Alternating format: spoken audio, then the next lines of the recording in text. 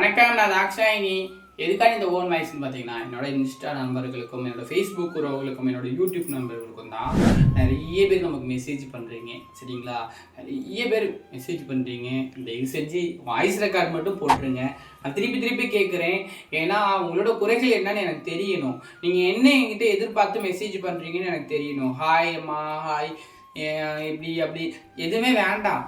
Voice record போடுங்க, கால் பண்ணாதீங்க. நிறைய தடவை சொல்லிட்டேன். அதுக்கான வீடியோ தான் இது.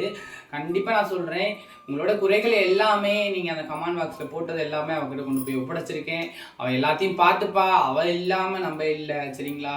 இந்த உலகத்தில் நமக்குள்ளேயும் ஒரு சக்தி இருக்குது, நமக்கு மேலேயும் ஒரு சக்தி இருக்குது. சரிங்களா? நீங்கள் எதுக்கும் கவலைப்படாதீங்க. தயவு செஞ்சு வாய்ஸ் ரெக்கார்ட் மட்டும் போடுங்க.